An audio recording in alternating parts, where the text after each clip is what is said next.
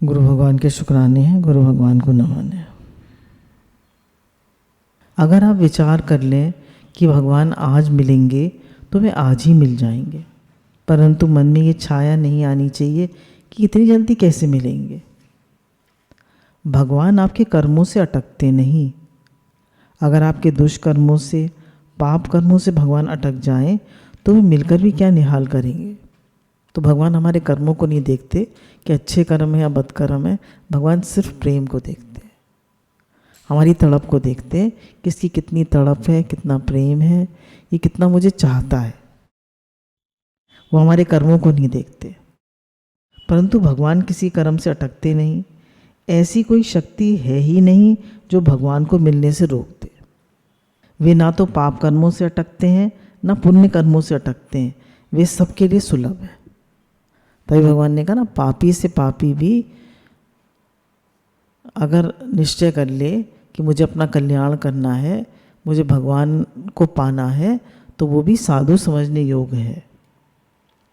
अगर भगवान हमारे पापों से अटक जाएं तो हमारे पाप भगवान से प्रबल हुए, फिर तो पाप बड़े हो गए, भगवान छोटे हो गए।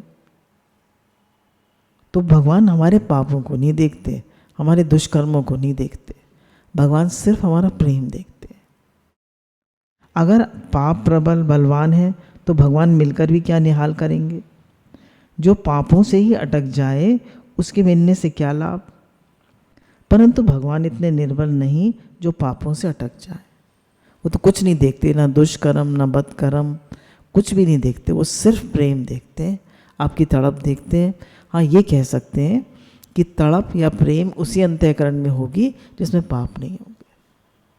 कभी कभी ऐसा भी होता है कि मनुष्य से बहुत पाप हो जाते हैं, बहुत गलत कर्म हो जाते हैं, बहुत तो उसको दुख मिल जाता है, तो उसका जीवन बदल जाता है। वो भगवान को पुकारता है कि भगवान, मैंने बहुत पाप करे, बहुत गलत काम किए, सबको बहुत सताया, अब आप मेरे पर कृपा कर दीजिए। तो भगवान कृपा करके उसको रास्ता दिखा देते। तो भगवान तब उसके पाप कर्म नहीं देखते। उनके सामने बलवान कोई है ही नहीं, हुआ नहीं, होगा नहीं, हो सकता नहीं। आपकी जोरदार इच्छा हो जाए तो आप कैसे ही क्यों ना हो, भगवान तो मिलेंगे मिलेंगे मिलेंगे। कहने जोरदार इच्छा हो जाए तो भगवान मिलेंगे मिलेंगे मिलेंगे, हो ही नहीं सकता कि वो ना मिले। पर अब हमको चाहिए कि हम जोरदार इच्छा करें, भगवान से प्रार्थना करें, भगवान से प्रेम करें, कोशिश करें बार बार कि, और विचार करें कि सबसे महत्वपूर्ण कौन है और है कौन, पूरे जगत में समाया हुआ कौन है। एक आत्म तत्व ही सब कुछ बन गया है, परमात्मा तत्व ही सब कुछ बन गया है, उनके अलावा कुछ है ही नहीं। तो जब हमको ये समझ में आ जाता है कि परमात्मा तत्व ही सब कुछ बन गया है, वो ही हैं, तो फिर हमारा किसी से राग द्वेष कम हो जाता है। ऐसा तो नहीं होता कि बिल्कुल ख़त्म हो जाता है, कम हो जाता है। उनको मिलना पड़ेगा, इसमें संदेह नहीं। परमात्मा की प्राप्ति के लिए तो मानव जन्म मिला है, नहीं तो पशु और मनुष्य में क्या फ़र्क हुआ। वे भगवान चाहते तो हैं पर भोगों की इच्छा नहीं छोड़ते।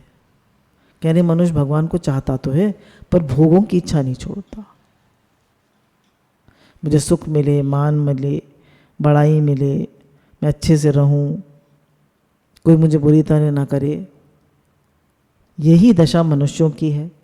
अगर आप हृदय से भगवान को चाहो तो उनको मिलना ही पड़ेगा, इसमें संदेह नहीं। पर आप ही बाधा लगा दो कि भगवान नहीं मिलेंगे, तो फिर वे नहीं मिलेंगे, गीता में साफ लिखा है। तो अगर कोई चाहे भगवान से मिलना, अपना उद्धार करना चाहे, अपना कल्याण करना चाहे, पहले तो अपना कल्याण करना चाहे, फिर भगवान से प्रेम हो। जैसे अम्मा जी को तड़प हो गई कि मुझे शरीर से, उन्होंने लिखा है कि रात को मुझे नींद नहीं आ रही थी और मैं लेटी थी तो यही अभ्यास कर रही थी कि मैं शरीर नहीं हूँ, मैं आत्मा हूँ, मैं ना, बराबर ये अभ्यास करती रही। और रात के शायद 3 बजे या 2 बजे उनको ऐसे लगा कि मैं शरीर से बिल्कुल अलग हूँ। और बहुत आनंद की फीलिंग हुई उन्हें, बहुत आनंद की प्रतीति हुई। तो गुरु यही बता रहे हैं कि अगर तड़प हो जाए किसी को, तो ऐसा नहीं है कि हर एक से कोई ना कोई बदकर्म हो ही जाता है, हर एक से कोई ना कोई गलत कर्म हो ही जाता है। तो भगवान उन बदकर्मों को नहीं देखते, वो सिर्फ आपकी पुकार को देखते हैं। अगर कोई दुराचारी से दुराचारी भी अनन्य भक्त होकर मेरा भजन करता है तो उसको साधु ही मानना चाहिए, कारण कि उसने निश्चय बहुत अच्छी तरह कर लिया है। तो अगर कोई अनन्य भक्त होकर मेरा भजन करता है, अनन्य भक्त मतलब और कुछ नहीं चाहता, न मान न धन न कहीं उसका और मन नहीं है, न कुटुंब, अनन्य भक्त है, मेरे अलावा उसका और कहीं मन है नहीं, मेरे तो गिरधर गोपाल दूसरों ना कोई, वह तत्काल उसी क्षण धर्मात्मा हो जाता है और निरंतर रहने वाली शांति को प्राप्त हो जाता है। जो भगवान को से प्रेम करता है, दुराचारी से दुराचारी भी हो, तो कह रहे हैं जैसे ही वो भगवान के भजन करने लगता है और भगवान का अनन्य भक्त हो जाता है तो उसको निरंतर रहने वाली शांति मिल जाती है। हे कुंती नंदन, मेरा भक्त का पतन नहीं होता, ऐसी तुम प्रतिज्ञा करो। अब भगवान अर्जुन से कह रहे हैं कि तुम प्रतिज्ञा करो कि मेरे भक्त का पतन नहीं होता। आप केवल भगवान की इच्छा करो और कोई इच्छा मत करो, न जीने की इच्छा करो, न मरने की इच्छा करो, न मान की इच्छा करो, न बड़ाई की इच्छा करो, न भोगों की इच्छा करो, न रूपों की इच्छा करो, केवल एक भगवान की इच्छा करो तो मिल जाएंगे। हम हर चीज़ की इच्छा करते हैं ना, थोड़ी थोड़ी, कहते हैं कम तो हो गई, पर थोड़ी थोड़ी सब इच्छाएं रहती हैं, मान की भी, बड़ाई की भी, मैं स्वस्थ रहूं इसकी भी, भोगों की भी, सब तरह की इच्छा रहती है। तो इसलिए भगवान की इच्छा नहीं होती। जैसे गुरु कहते हैं अगर हमें थोड़ी भूख लगी और हमने कुछ खा लिया, बिस्किट खा लिया, फिर फ्रूट खा लिया, फिर चाय पी ली, तो अब खाने के टाइम भूख लगेगी? नहीं लगेगी। ऐसे ही अगर हम को छोटी छोटी इच्छाएं हम करते रहेंगे तो भगवान की इच्छा नहीं होगी। बीच में कुछ कुछ खा लेंगे तो भूख नहीं लगेगी। ऐसे ही संसार में भी छोटी छोटी इच्छा करते रहेंगे तो भगवान की इच्छा नहीं होगी। भगवान आपको मिलते नहीं क्योंकि आप उनको चाहते नहीं। भगवान क्यों नहीं मिलते? चाहते ही नहीं हम उनको। आपके भीतर रूपों की चाहना हो तो भगवान बीच में कूद कर क्यों पड़ेंगे? है ना, रूपों की चाहना है, मैं पैसे वाला बन जाऊं, रूपों की चाहना ज़्यादा है भगवान से, तो भगवान क्यों आएंगे बीच में? संसार में सबसे रद्दी रुपया है, रुपया से रद्दी चीज़ कोई दूसरी है ही नहीं। ऐसी रद्दी चीज़ में आपका मन अटका हुआ है तो भगवान कैसे मिलेंगे? रुपया रद्दी क्यों है? क्योंकि इसमें कह रहे हैं रुपए देकर आप भोजन, वस्त्र, सवारी आदि खरीद सकते हो, पर रुपए खुद खाने के काम नहीं आता, न पहनने के काम आता है, न सवारी के काम आता है। तात्पर्य है कि रुपए काम नहीं आते, प्रति रुपए का खर्च काम आता है। और रुपए के खर्च से भी आप सुख नहीं खरीद सकते, शांति नहीं खरीद सकते।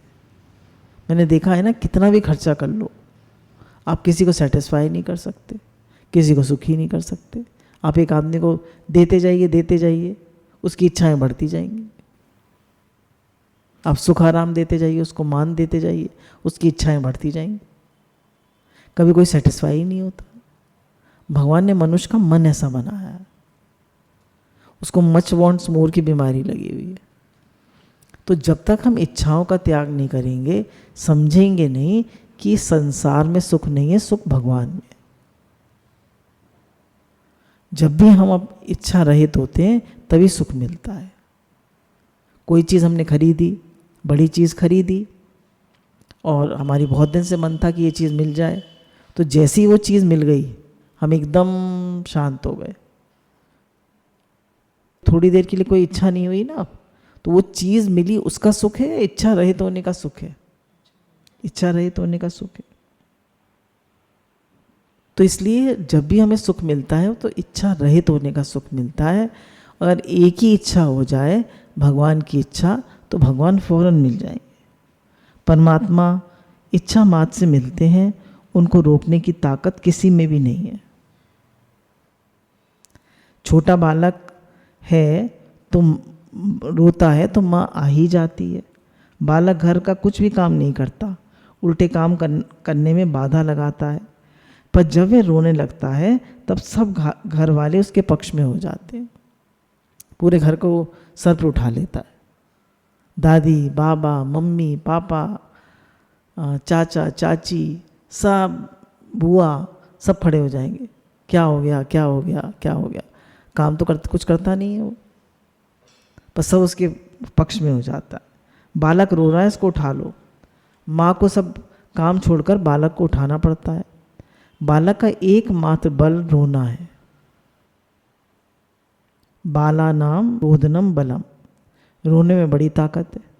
आप सच्चे हृदय से व्याकुल होकर भगवान के लिए रोने लग जाओ तो जितने भगवान के भक्त हुए हैं, संत महात्मा हुए हैं, वे सब के सब आपके पक्ष में हो जाएंगे। उन सब की पावर आपको मिल जाएगी। आप रोने लग जाओ तो उन सब की ब्लेसिंग्स, उन सब का आशीर्वाद, उन सब का प्रेम, उन सब का सहयोग आपको मिल जाएगा कि भगवान की तरफ चल रहा है। वे सब के सब भगवान को उल्हाना देंगे कि आप मिलते क्यों नहीं। जैसे ध्रुव जो है वो एक टांग पे खड़े हुए हैं और भगवान, एक उनकी सांस रुक गई है और धरती जो है वो एक तरफ अंगूठे पे खड़े हैं, तो उनके अंगूठे से धरती थोड़ी दब रही है, तो पूरी पृथ्वी दबने लगी और पूरे पृथ्वी के सब जीवों की सांस रुकने लगी। सब भागे भागे आए देवताओं लोग, भगवान ये क्या हो रहा है। तो भगवान ने कहा मेरा एक छोटा सा भक्त तपस्या कर रहा है मेरे दर्शन की, मैं जल्दी उसको दर्शन देने जा रहा हूँ। तो भगवान दर्शन करने आए, दर्शन देने नहीं आए, दर्शन करने आए कि ध्रुव के। क्यों? क्योंकि वो भगवान के लिए उनको तड़प थी कि मुझे भगवान मिले। वे भगवानी सास ससुर आदि हैं। कह रहे सास ससुर कैसे? क्योंकि वो आपको कहते हैं ना कि सब काम छोड़ दे, बच्चे को उठा। तो ऐसे ही भगवान आपसे कहते हैं कि किसी चीज़ को महत्व मत दो, तुम मेरे को महत्व दो, सेवा होने दो शरीर से।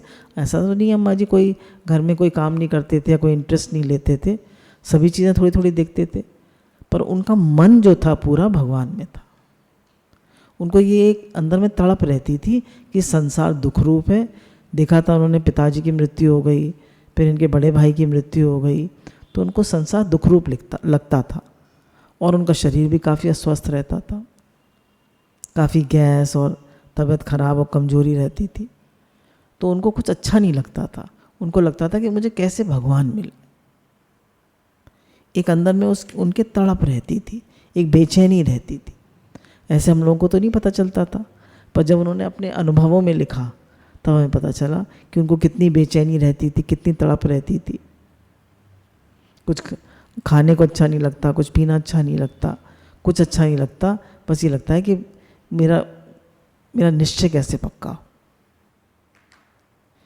वास्तव में भगवान मिले हुए ही हैं, आपकी संसारिक इच्छा ही उन्हें रोक रही। फिर वही बात कह रहे हैं कि संसार की इच्छा, मैं बड़ा आदमी बन जाऊं, मैं पैसे वाला बन जाऊं, मेरा मान सम्मान हो जाए, मुझे सुख आराम मिल जाए, ये इच्छा ही भगवान को रोक रही। आप रुपए की इच्छा करते हो, भोगों की इच्छा करते हो, तो भगवान उनको जबरदस्ती नहीं छुड़ाते। अगर आप इच्छा करोगे तो भगवान नहीं छुड़ाएंगे, कहेंगे चलो और इच्छा करो, मैं और देता हूँ तुम्हें। भगवान नहीं छुड़ाते। अगर आप संसारिक इच्छाएं छोड़कर केवल भगवान को ही चाहो तो आपको कौन रोक सकता है। पर आप संकल्प तो करो कि हे नाथ, मुझे आपके दर्शन हो, मेरा आपसे प्रेम बढ़े, मुझे और कुछ नहीं चाहिए, मेरा आप में मन लगे, मुझे आप प्यारे लगे, मुझे आपका दर्शन चाहिए। कम से कम ये तो कह सकते हैं भगवान मेरा आपसे प्रेम हो, मुझे आपके लिए तड़प हो, आपके लिए व्याकुलता हो। आपको बाधा देने की किसी में ताकत नहीं है। अगर आप भगवान के लिए व्याकुल हो जाओ तो भगवान भी व्याकुल हो जाएंगे। बच्चे को कोई तकलीफ है, वो व्याकुल हो रहा है विदेश में, है ना, तो माँ व्याकुल नहीं हो जाएगी यहाँ पे? वो तो है अमेरिका में और माँ है यहाँ पे अलीगढ़ में। माँ को पता भी नहीं है, पर वो बच्चा व्याकुल हो रहा है, परेशान हो रहा है। जैसे एक ने अपना अनुभव बताया कि उनका लड़का मेडिकल कर रहा था, तो 3-4 लड़कों ने पता नहीं किस बात पे गुस्सा होके या दुश्मनी करके लोहे की रॉडों से उसके सर पे मार दिया और वो बेहोश हो गया। सड़क पे चलने वालों ने उसको हॉस्पिटल में एडमिट करा दिया। फिर उसके आइडेंटिटी कार्ड से या किसी से पता चला कि ऐसे ऐसे आपका लड़का हॉस्पिटल में एडमिट है, तो माँ को बेचैनी हुई ना। वो लोग फौरन भागे गए, माता पिता लड़की सब डॉक्टर हैं, सब भागे गए। आप संसार के लिए व्याकुल हो जाओ तो संसार व्याकुल नहीं होगा। तो जैसे माँ बच्चे के लिए व्याकुल होती है तो बच्चा कम व्याकुल होता है माँ के लिए, पर माँ व्याकुल हो जाती है। पर अगर भक्त व्याकुल हो तो भगवान भी व्याकुल हो जाएंगे। कह रहे हैं आप संसार के लिए व्याकुल हो, किसी के लिए व्याकुल हो, रो, खूब उसको याद करो, वो संसार के लिए व्याकुल होगा, संसार व्याकुल होगा आपके लिए? बिल्कुल नहीं होगा। आप संसार के लिए रो तो संसार राजी नहीं होगा, पर भगवान के लिए रो तो वे भी रो पड़ेंगे। बहुत फर्क है संसार में और भगवान में। लोग संसार में कहते हैं रो रहा है तो रोने दो, इसकी तो रोने की आदत है, छोड़ दो इसे, रो रहा के अपने आप ठीक हो जाएगा।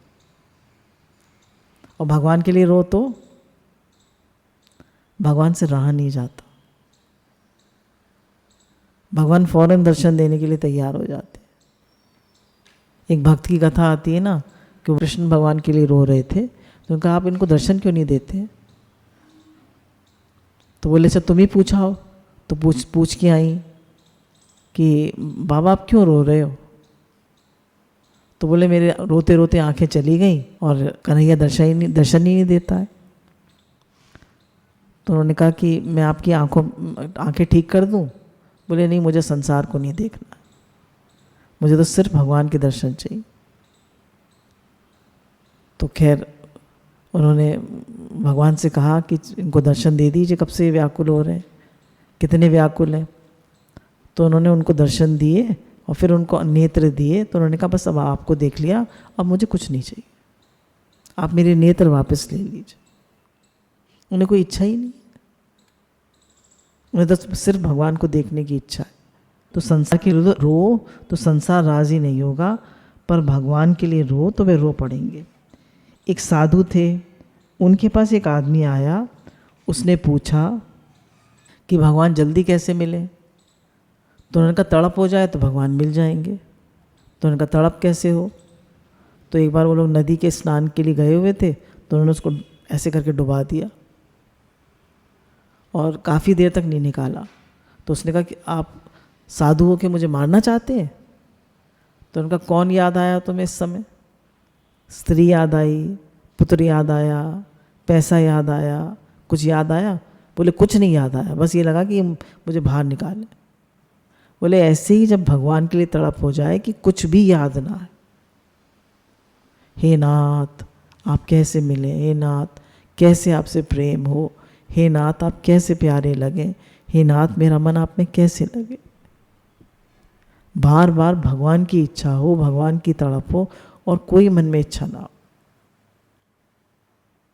आप में परमात्मा प्राप्ति की जोरदार इच्छा है ही नहीं। आप सत्संग करते हो तो लाभ ज़रूर होगा, जितना सत्संग करोगे विचार करोगे उतना लाभ होगा, इसमें संदेह नहीं है। परंतु परमात्मा की प्राप्ति जल्दी नहीं होगी, कई जन्म लग जाएंगे तब उनकी प्राप्ति होगी। बोले खाली सत्संग कर रहे हो, भगवान के लिए तड़प नहीं है, भगवान के लिए इच्छा नहीं है, तो कई जन्म लग जाएंगे तो भगवान मिलेंगे। अम्मा जी को तो इसी जन्म में मिल गए और हम खाली सत्संग करते रहेंगे ऐसे ही, तो कह रहे भगवान नहीं मिलेंगे। अगर उनकी प्राप्ति की जोरदार इच्छा हो जाए तो भगवान को आना ही पड़ेगा। वे तो हरदम मिलने के लिए तैयार हैं। जो उनको चाहता है तो वे नहीं मिलेंगे तो फिर किसको मिलेंगे? उसी को तो मिलेंगे जो चाहता है। इसलिए हे नाथ, हे मेरे नाथ कहते हुए सच्चे हृदय से उनको पुकारो। सच्चे हृदय से प्रार्थना जब भक्त सच्चा गाय है तो भक्त वत्सल कान में वे पहुंच झट ही जाए। भक्त सच्चे हृदय से प्रार्थना करता है तो किसकी ताकत है कि वह भगवान को रोक दे? जिसके भीतर एक भगवान के सिवाय अन्य कोई इच्छा नहीं है, न जीने की इच्छा, न मरने की इच्छा, न मान की इच्छा, न सत्कार की इच्छा, न आदर की इच्छा, न रुपयों की इच्छा, न कुटुंब की इच्छा, उसको भगवान नहीं मिलेंगे तो क्या मिलेगा? प्रहलाद जी को कोई इच्छा नहीं थी, एक सिर्फ भगवान की इच्छा थी। तो भगवान किस में से प्रकट हो गए? खंबे में से। मीरा को कोई इच्छा नहीं थी, मेरे तो गिरधर गोपाल, दूसरों ना कोई। तो हमारे सामने कितने सारे भक्त हैं, ब्रज के सब भक्तों में कितने सारे भक्त हैं, उन्हें सिर्फ भगवान की इच्छा थी। तो कह रहे हैं अगर खाली ऐसे ही चलते रहोगे तो काफ़ी टाइम लगेगा भगवान के मिलने में, पर जोरदार इच्छा हो जाए, तड़प हो जाए। भगवान ये मत सोचो मैंने तो गलत काम किए, मैंने तो ये किया है। भगवान आपके दुष्कर्म नहीं देखते, वो आपके बदकर्म भी नहीं देखते, वो सिर्फ पुकार देखते हैं। वो हृदय की बात तो याद रखते हैं, पहले किए पापों को याद रखते नहीं। पाप नहीं याद रखते भगवान। मनुष्य तो पाप याद रखता है पर भगवान याद नहीं रखते। भगवान का अंतःकरण ऐसा है जिसमें आपके पाप छपते ही नहीं। है ऐसा कोई दुनिया में? बताइए, जिसके हृदय में हमारे पाप ना छपे, कोई नहीं है। केवल आपकी अनन्य लालसा छपती है। भगवान कैसे मिलें, कैसे मिलें, ऐसी अनन्य लालसा हो जाएगी तो भगवान जरूर मिलेंगे, इसमें संदेह नहीं। आप और कोई इच्छा ना करके केवल भगवान की इच्छा करके देखो कि वे मिलते हैं कि नहीं मिलते हैं। हम करके तो देखें कि भगवान मिलते हैं कि नहीं मिलते हैं। भगवान के लिए व्याकुलता होती है नहीं होती है, तड़प होती है नहीं होती है। जब अम्मा जी को मिल गए तो हमें क्यों नहीं मिलेंगे? हमें भी मिल सकते हैं।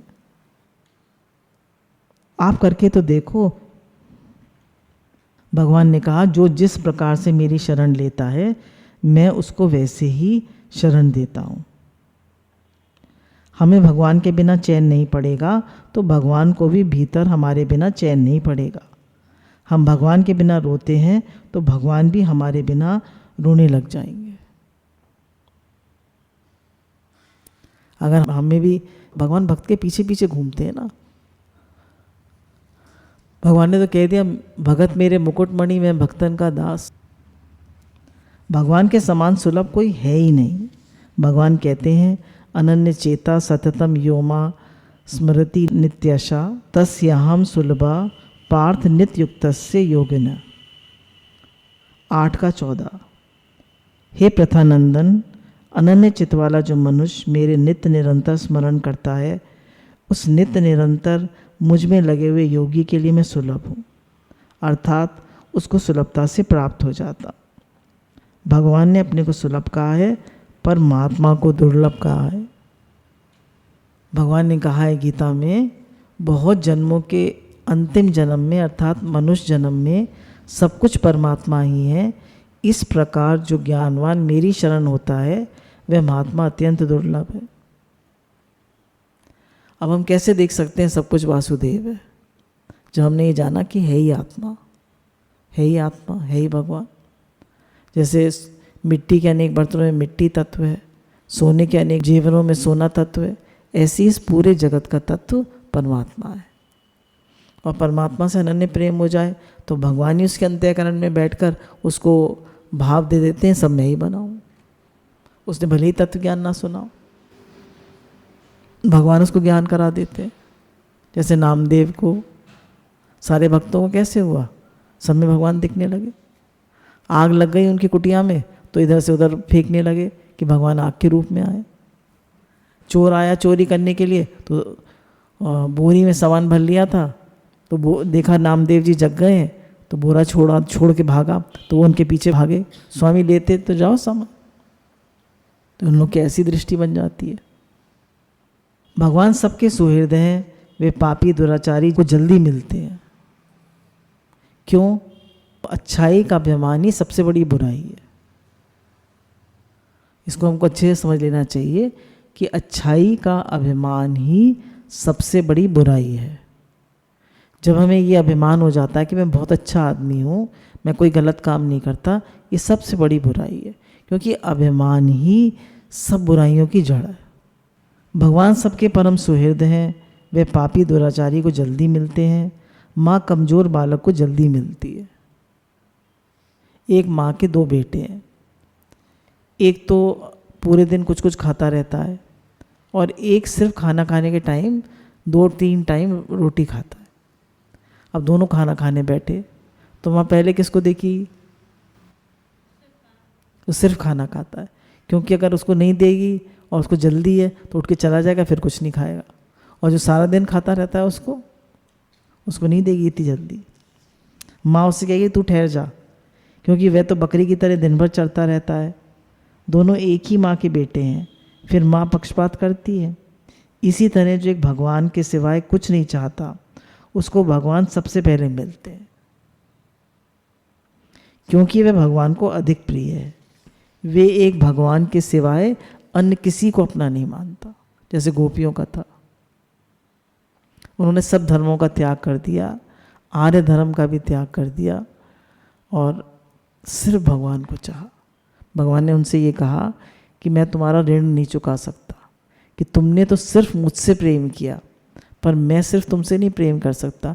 मेरे तो बहुत सारे भक्त हैं, मेरे तो माता पिता भी हैं, यशोदा मैया हैं, नंद बाबा हैं, मैं उन्हें कैसे छोड़ूंगा?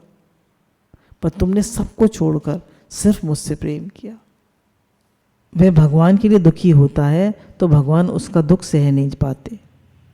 कोई 4-5 वर्ष का बालक हो और उसका माँ से झगड़ा हो जाए तो माँ उसके सामने ढीली पड़ जाती है।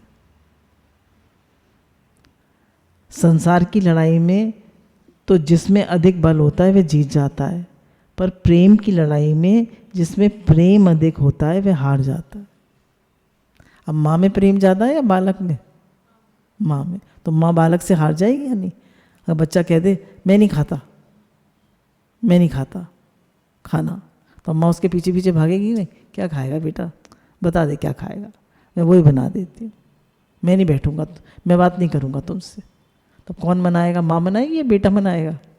छोटा बेटा है 5-6 साल का, माँ मनाएगी। माँ की गरज है। बेटा कहता है माँ से मैं तेरी गोदी में नहीं आऊँगा, पर माँ उसकी गरज करती है कि आजा बेटा आजा। माँ में ये स्नेह भगवान से ही आया है। भगवान भी भक्त की गरज करते हैं। भगवान को जितनी गरज है उतनी गरज दुनिया में किसी को हमारी नहीं, किसी को हमसे इतना प्रेम नहीं है। सब आपको कभी ना कभी बुरी तरह कर देते, भगवान करते हैं कभी बुरी तरह। माँ को जितनी गरज होती है उतनी बालक को नहीं होती। बालक तो माँ को मार भी देता है, जब दूध पीता है तो माँ को काट भी लेता है। तो माँ बालक पे कृपा ही करती है। ऐसी भगवान हमारी अनंत जन्मों की माता, वे भक्त की उपेक्षा नहीं कर सकते। भक्त को वे अपना मुकुटमणि मानते हैं। मैं तो भक्तन को दास, भगत मेरे मुकुटमणि। भक्तों का काम करने के लिए भगवान हरदम तैयार रहते हैं। जैसे बच्चा माँ के बिना नहीं रह सकता और माँ बच्चे के बिना नहीं रह सकती, ऐसे भक्त भगवान के बिना नहीं रह सकता और भगवान भक्त के बिना नहीं रह सकते। हमने संसार को सब जन्मों में चाहा, पर इस जन्म में हमें गुरु भी मिले, सत्संग भी मिला। तो इस जन्म में हम और कोई इच्छा ना करके सिर्फ एक ही इच्छा करें कि भगवान कैसे मिले, भगवान से प्रेम कैसे हो, भगवान मुझे कैसे प्रिय लगे। गुरु भगवान के अनंत अनंत अनंत शुक्राना।